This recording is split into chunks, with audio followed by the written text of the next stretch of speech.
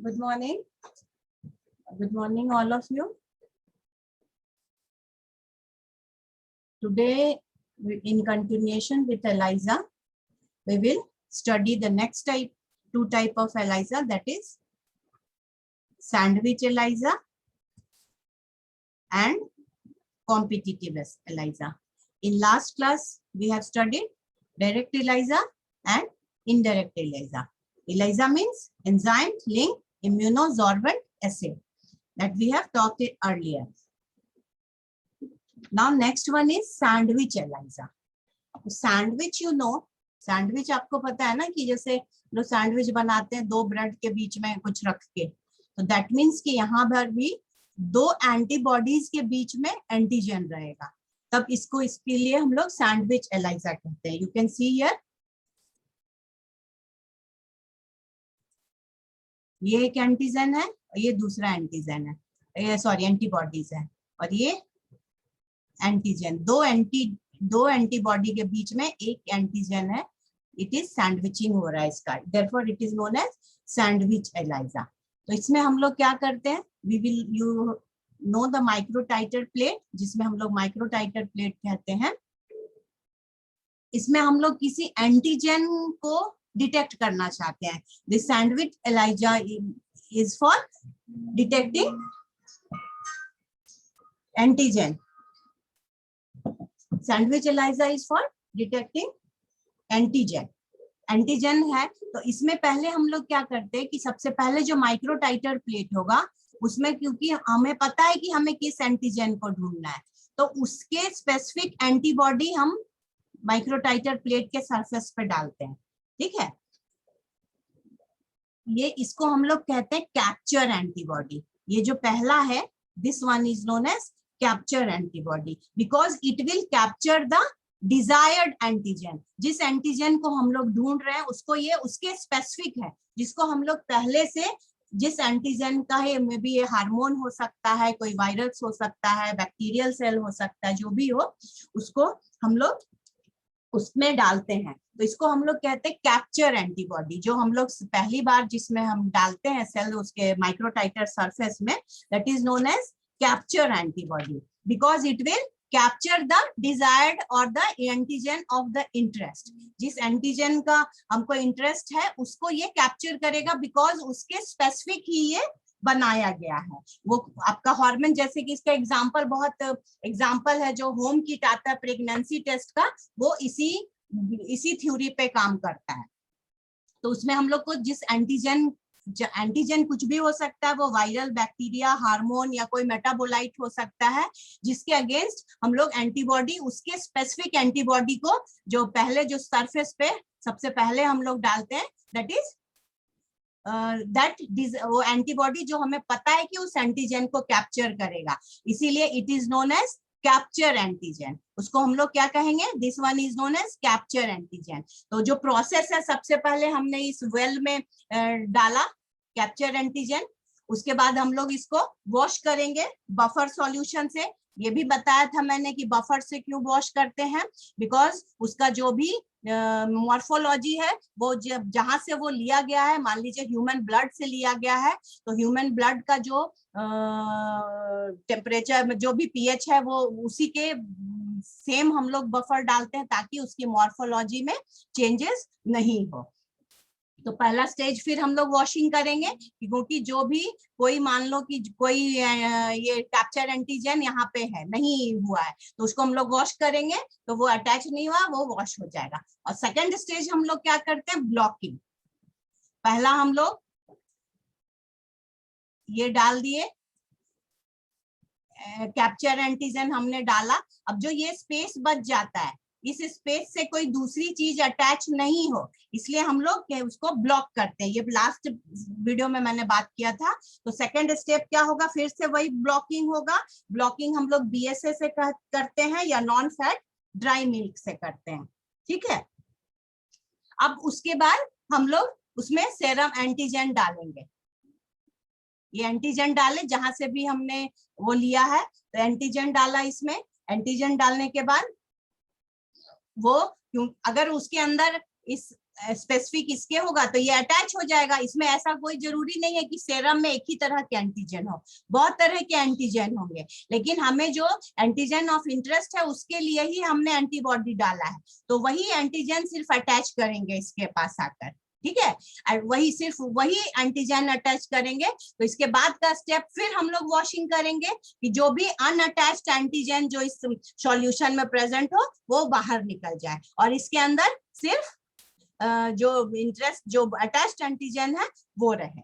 और उसके बाद नेक्स्ट स्टेप में हम लोग जो फिर डायरेक्ट और इनडायरेक्ट ELISA में किए थे, फिर हम लोग फिर दूसरा एंटीबॉडी जो कि एंजाइम लिंक्ड है वो डालेंगे, जो कि इसके इस एंटीजन के ये डिफरेंट एपिटोप से ये अटैच होगा। ये यहाँ पे अटैच है तो ये इसी एंटीजन के, ये भी इसके स्पेसिफिक ही है, इसी डिजायर जो एंटीजन ऑफ इंटरेस्ट है उसके स्पेसिफिक ही ये एंजाइम लिंक्ड एंटीबॉडी भी है, ठीक है।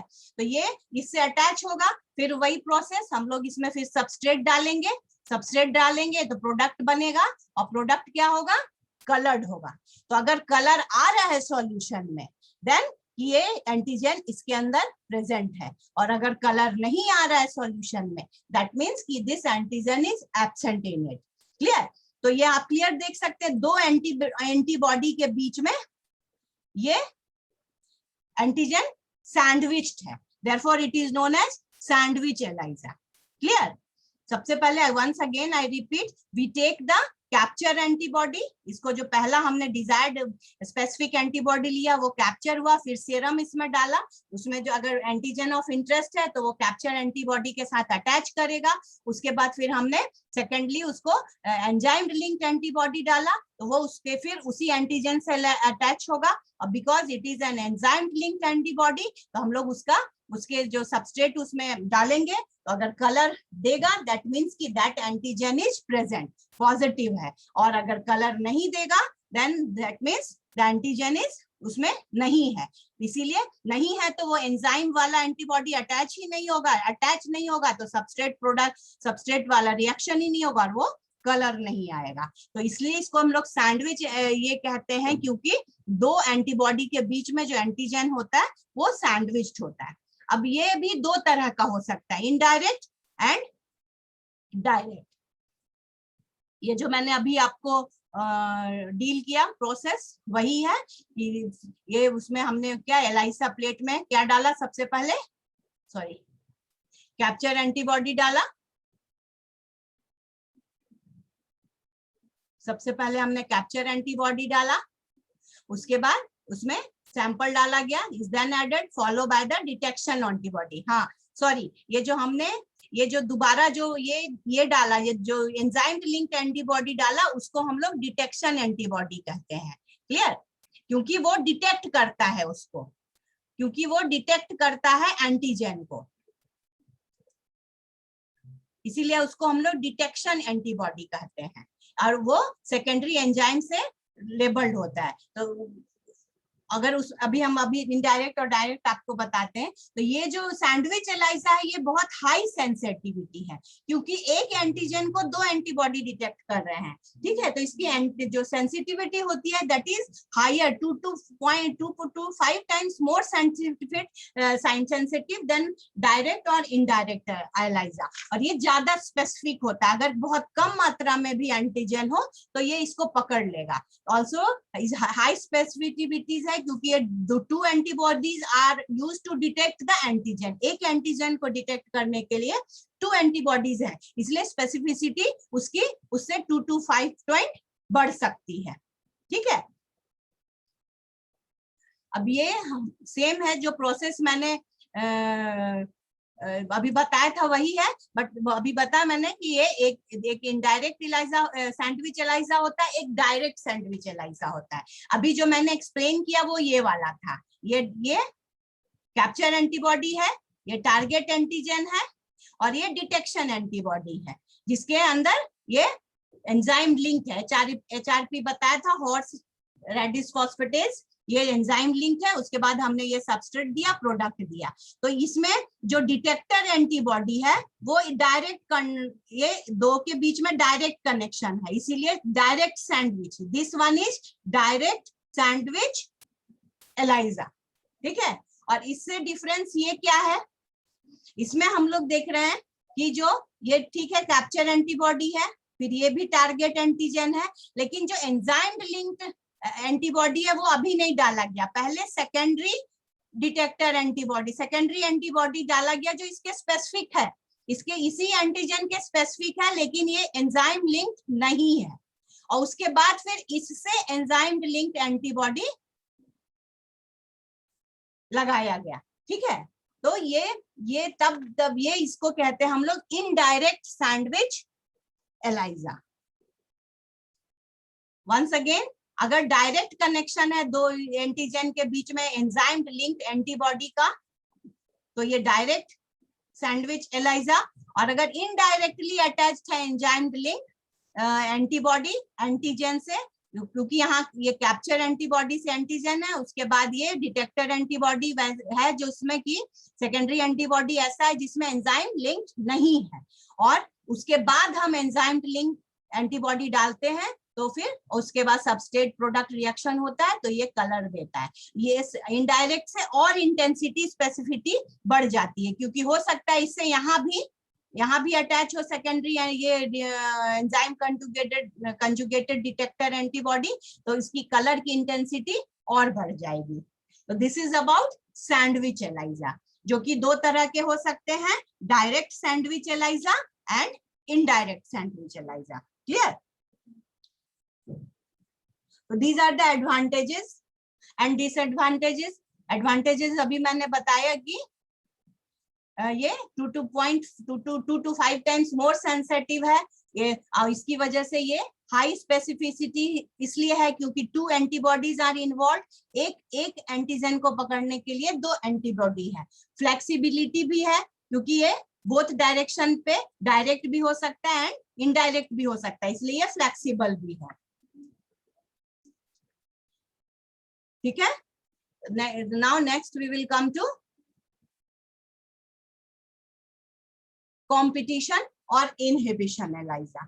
कॉम्पिटिशन एलाइजा ये सबसे पहले ये किस चीज के लिए काम देता है? ठीक है, ये इस कॉम्पिटिशन एलाइजा और inhibition ELISA can detect concentration of antibody और एंटीजन बोथ।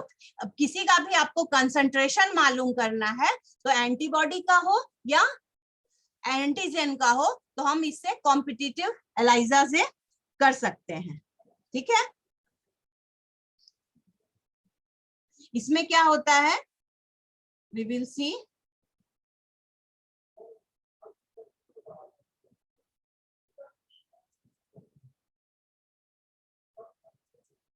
यहाँ पे मान लीजिए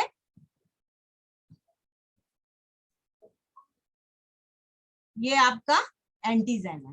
ठीक है, control antigen is absorbed into the well of the ELISA plate. सबसे पहले मान लीजिए आपको एंटीबॉडी डिटेक्ट करना है, एंटीजन डिटेक्ट करना है, सॉरी, अगर एंटीजन डिटेक्ट करना है आपको तो एंटीबॉडी आपको डालना पड़ेगा। क्लियर? एंटीबॉडी आप पहले डालिएगा, उसमें ऐसे हम लोग एंटीबॉडी जैसे हम लोग वॉल में प्रोसेस वही रहेगा, वही वॉशिंग बफर में डालेंगे, फिर वॉशिंग करेंगे, फिर उसको ब्लॉक करेंगे, प्रोसेस वही रहेगा। ठीक है, अब उसके बाद अब हमको एंटीजन लेना है, जो एंटीजन का हमको जिसका कंसंट्रेशन पता करना है, उसको एंटीजन हमने लिया, मान लीजिए एंटीजन लिया ये इसका, और उसके स्पेसिफिक एंटीबॉडी मैंने डाला यहाँ पे। क्लियर? एंटीजन लिया, तो अब ये एंटीजन सिंपल एंटीजन है, हम लोग एक और ट्यूब में एक यही एंटीजन लेंगे, जो एंटीजन हमको डिटेक्ट करना है, इसी का ये एंजाइम से बाउंड होने वाला लेंगे। ठीक है, अगर ये आपको एंटीजन एंटीबॉडी डिटेक्ट करना, तो इसका उल्टा होगा, यहाँ पे हम लोग एंटीजन लेंगे और वो प्रोसेस उल्टा हो जाएगा। I am telling about the antigen. अगर हम लोग बाइंड करना है तो एंटीबॉडी सबसे पहले यहाँ पे डिटेक्ट यहाँ पे डालेंगे, उसके स्पेसिफिक, और मिक्सचर, ये दोनों मिक्सचर को हम लोग मिक्स कर देंगे, जिसमें कि सीरम का एंटीजन हो और वही एंटीजन बाउंड हो एंजाइम से, और इसके अंदर हम लोग मिक्स करेंगे। अब यहाँ कंपटीशन क्यों बोला गया है? अब ये सेम एंटीजन है दोनों, this two are same antigen, लेकिन क्या डिफरेंस है? एक में एंजाइम बाउंडेड है। अब क्या होगा? अब यहाँ पे एंटीबॉडी उसके लिए प्रेजेंट है। अब ये दोनों तरह के एंटीजन इसमें प्रेजेंट है, सिंपल एंटीजन भी और एंजाइम बाउंड एंटीजन भी। तो अब इसमें क्या होगा? ये दोनों कॉम्पीट करेंगे एक दूसरे को इस एंटीबॉडी से बाइंड करने के लिए, ठीक है। अब ये दोनों कंपीट करेंगे एक दूसरे से, तो कौन जल्दी बाइंड होगा? जिसका कंसंट्रेशन यहाँ पे ज्यादा होगा। अगर मान लीजिए कि एंजाइम लिंक्ड एंटीजन का कंसंट्रेशन ज्यादा है तो वो ज्यादा बाइंड कर जाएगा, ज्यादा स्पेस वो ले लेगा और ये कम बाइंड करेगा। तो अगर एंजाइम लिंक है तो फिर उसमें हम लोग सबस्ट्रेट डालेंगे तो वो ज्यादा कलर देगा। अगर मान लीजिए इसका उल्टा है, ये जो सेरम का एंटीजन है वो ज्यादा है और एंजाइम का कंसंट्रेशन कम है, तो ये सेरम एंटीजन वाले एंटीबॉडीज इसमें ज्यादा बाइंड कर जाएंगे, ये सेरम एंटीबॉडीज ज्यादा बाइंड करेंगे और इसको कम जगह मिलेगा। अब चूंकि हमें ये सब कलर पे डिटेक्ट होता है, तो कलर कौन देगा? जो सिर्फ एंजाइम से लिंक्ड है, तो एंजाइम वाले कम है, तो नेचुरली इस सॉल्यूशन से इस सॉल्यूशन में कलर कम होगा। तो अगर कलर ज्यादा आ रहा है, इंटेंसिटी ऑफ कलर ज्यादा है, दैट मीन्स कि जो हमारा जो एंटीजन जो सेरम में है उसका कंसंट्रेशन कम है। और अगर कलर कम आ रहा है, कलर कम आ रहा है, दैट मीन कि एंजाइम लिंक उसमें जो हमने डाला था वो कम है और जो सेरम का एंटीबॉडी ज्यादा है जो कि एंजाइम के साथ लिंक नहीं है, तो वो कलर तो देगा नहीं क्योंकि इसके अंदर एंजाइम नहीं है, तो सबस्ट्रेट किससे रिएक्ट करेगा? तो अगर लेस कलर है, कलर कम आ रहा है, दैट मीन्स कि सेरम का जो एंटीजन का कंसंट्रेशन है वो ज्यादा है। तो इसीलिए ये दोनों तरह के एंटीजन में कंपटीशन होता है, therefore it is known as competitive ELISA. Clear? तो ये कंपटीशन और यही प्रोसेस है जो कि रिया में आप लोग को पढ़ना है, रेडियो एसे शायद पढ़ना नहीं है, रेडियो इम्यूनो एसे, उसमें प्रोसेस सेम रहता है। जो यहाँ पे एंटीजन मैंने एंजाइम का लिंक, एंजाइम से कंजुगेटेड लिया है, वो रेडियो अगर एक्टिव रहेगा, रेडियो एक्टिव सब्सटेंस लेबल्ड रहेगा तो वो रिया हो जाएगा, मतलब रेडियो इम्यूनो एसे, और प्रोसेस लगभग सेम होता है। तो ये अगर ये हमने एंटीजन को करना था तो हमने एंटीबॉडी लिया, इस क्योंकि मैंने बोला कि ये दोनों का कंसंट्रेशन आप पता कर सकते हैं। अगर आपको एंटीबॉडी का कंसंट्रेशन पता करना है तो हम लोग एंटीजन लेंगे, उसके बाद इसका प्रोसेस उल्टा होगा सिर्फ, लेकिन ये समझाने के लिए इजी था इसलिए मैंने आपको एंटीजन के लिए समझाया है। वंस अगेन आई रिपीट कि जो एंटीजन को हमको डिटेक्ट करना है उसके अगेंस्ट हम लोग उसका स्पेसिफिक पहले एंटीबॉडी लेंगे, और उसमें दो तरह, एक तो जो सेरम से एंटीजन आएगा नॉर्मल वो डालेंगे, और एक उसी एंटीजन को, क्योंकि हमें स्ट्रक्चर तो पता है किस एंटीजन को, मान लीजिए आपको किसी T3 TSH का कर रहे हैं तो आपको उसका पता है, तो आप उसका ही वही एंटीजन को एंजाइम लिंक्ड भी उसमें इसमें जो डाला जाता है मिक्सचर वो मिक्स होता है, जिसमें कि एंजाइम के साथ लिंक्ड वाले भी रहते हैं और विदाउट जो नॉर्मल जिसको हम लोग डिटेक्ट करना वो भी रहते हैं। तो ये दोनों के बीच में कंपटीशन होगा to attach with the antibody, और उसमें उसका ही अगर एंजाइम लिंक्ड वाला ज्यादा अटैच कर गया तो ज्यादा कलर आएगा सॉल्यूशन में, दैट मीन्स कि जो एंटीजन हमें डिजायर्ड था उसका कंसंट्रेशन कम है, और अगर कलर कम आ रहा है दैट मीन्स कि जो डिजायर्ड एंटीजन है उसका कंसंट्रेशन ज्यादा है। तो इसमें दो एंटीजन के बीच में कंपटीशन होता है, therefore it is known as competitive ELISA. ये देख रहे हैं आप, इसमें हमने ये डाला हुआ है, सॉरी ये डाला है, उसके अंदर दोनों तरह के एंटीजन है, ये सेरम वाला है और ये एंजाइम लिंक्ड है। अब इसमें देखिए 1 2 3 4 4 पॉइंट पे ये है और ये कम है, ठीक है। तो जो कलर है वो उसका कम रहेगा इंटेंसिटी, क्योंकि एंजाइम लिंक्ड कम है। अगर ये ज्यादा रहेगा तो कलर का इंटेंसिटी ज्यादा होगा, जो कि हम लोग दूसरी मशीन से उसकी इंटेंसिटी को नापते हैं दूसरे में ग्राफ बना के, अभी we will discuss about that कि हम लोग कैसे उसको मापते हैं। स्पेक्ट्रोफोटोमीटर से हम लोग मापते हैं उसका कलर इंटेंसिटी, और या स्टैंडर्ड कर्व की ग्राफ बना के In next slide we will discuss about that. So this is about competition ELISA, because इसमें एंटीजेंस के बीच में कंपटीशन हो रहा है बाइंड करने के लिए एंटीबॉडी में, therefore it is competition ELISA. The advantages कि no sample processing required, crude और impure sample can be used. इसमें स्पेसिफिसिटी और भी बढ़ जाती है, ज्यादा वेरिएबिलिटी है इसकी, फ्लेक्सिबिलिटी ज्यादा है, ठीक है। और ये लिमिटेशन जो एलाइजा का बेस है उसका ये ज्यादा डिसएडवांटेज नहीं है, can be adapted to a competitive format.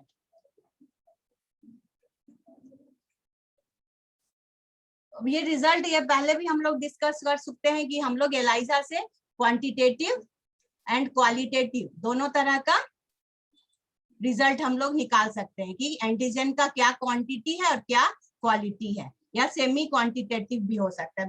We have discussed in last class this all about. हाँ, this one is important. Now अभी जो मैंने बात किया कि कम कलर ज्यादा कलर कितना, how will you know the concentration, कैसे आपको कंसंट्रेशन पता चलेगा कि इतना है, ठीक है। तो उसके लिए हम लोग पहले इसको जो भी मशीन में डालते हैं तो एक पहले मान लो हम लोग नॉन सॉल्यूशन का हम लोग स्टैंडर्ड कर्व बनाते हैं, जिसका भी हमको मान लो निकालना है तो उसके पहले हम लोग एक स्टैंडर्ड कर्व बनाएंगे जिसमें कि हमको कंसंट्रेशन पता है, ठीक है, हमको कंसंट्रेशन पता है। और इधर ये मान लीजिए ये इंटेंसिटी है, ये मान लो ये 20 है, ये 40 है, ये पता है। उसके बाद हम लोग नॉन कंसंट्रेशन का एक पहले स्टैंडर्ड कर्व बना लेते हैं, तो हमें कर्व मिलेगा। तो मान लो कि ये यहाँ पे बता रहा है, तो इसका पोजीशन हमको पता है, मान लो ये 1 इंटेंसिटी का भी दे रहा है, तो हमको ये अब पता, स्टैंडर्ड कर्व से हमें पता चल गया कि अगर लाइट का इंटेंसिटी 1 है दैट मीन्स कंसंट्रेशन 20 है, ठीक है। तो ये स्टैंडर्ड कर्व हम लोग बना लेंगे तो हमें पता हो जाएगा कि इतने इंटेंसिटी, इतने कंसंट्रेशन पे इतना इंटेंसिटी आता है। अब हम जब दूसरा जो हमारा अननोन सैंपल है जिसकी कंसंट्रेशन हमें निकालना है उसके बारे में हम लोग अब हम लोग उसका बनाएंगे ग्राफ। अब उसका ग्राफ मान लो कि यहाँ आता है 0.5 पे उसका कंसंट्रेशन आता है, ठीक है। तो अब ये दोनों को हम लोग मैच करेंगे। अब हम लोग को स्टैंडर्ड पता है कि कितने पे कितना कंसंट्रेशन आता है, तो 0.5 पे जो भी कंसंट्रेशन ये बताएगा तो हमको इस अननोन सॉल्यूशन का कंसंट्रेशन पता लग जाएगा, ठीक है। तो ये बहुत जरूरी है, स्टैंडर्ड कर्व हम लोग को पहले नॉन सॉल्यूशन का बनाना होता है, तभी हम लोग अननोन सॉल्यूशन का कंसंट्रेशन या इंटेंसिटी, जो कलर का इंटेंसिटी है वो हम लोग पता लगा पाएंगे। तो this is very important to make the curve. Advantages ELISA के बहुत हैं। ELISA has a number of benefits. It is often, अभी हमने पहले भी बताया था कि रिया के ऊपर ये आएगा, रिया से ये ज्यादा एडवांटेज है। फिर इसमें ये 96 ये सब डिस्कस हो चुका है, 96 माइक्रोप्लेट्स होते हैं, इसमें टाइम कम लगता है, रेडियो आइसोटोप नहीं यूज करते हैं तो कॉस्ट भी कम लगता है। और ये बहुत तरह के, इसमें हमने 4 तरह के देखे हैं। हाई स्पेसिफिसिटी अभी हमने सैंडविच एलाइजा और कॉम्पिटिटिव एलाइजा में देखा, वहां पे कॉस्ट इफेक्टिव भी बहुत है। वो हाई स्पेसिफिसिटी है कि बहुत कम मात्रा में अगर अभी एंटीजन है तो हम लोग उसको डिटेक्ट कर सकते हैं, इजी है। बहुत सारे जो नॉन, लास्ट क्लास में मैंने जैसे मलेरिया किट की बात की थी, बहुत सारे जो है वो बाजार में आपको रेडीमेड मिलते हैं जिसमें आपको जो बेस पे जो है वो एंटीजन या एंटीबॉडी फिक्स रहते हैं, डिजायर्ड, जिसका आपको अगर एंटीजन चाहिए तो एंटीबॉडी और उसका डिजायर्ड के लिए वो फिक्स रहते हैं, तो आप उसको परचेज कर रहे थे, बहुत इजी है, इको फ्रेंडली भी है। तो ये सारे एडवांटेज हैं। तो देयर आर, ये in summary there are 4 types of ELISA: direct, indirect, sandwich and competitive ELISA. And उसका जो हम लोग डिटेक्शन करते हैं इंटेंसिटी का, that is through the standard curve. और बिना स्टैंडर्ड करके हम लोग उसके कंसंट्रेशन को पता नहीं लगा सकते हैं। This things is all about ELISA. Thank you so much.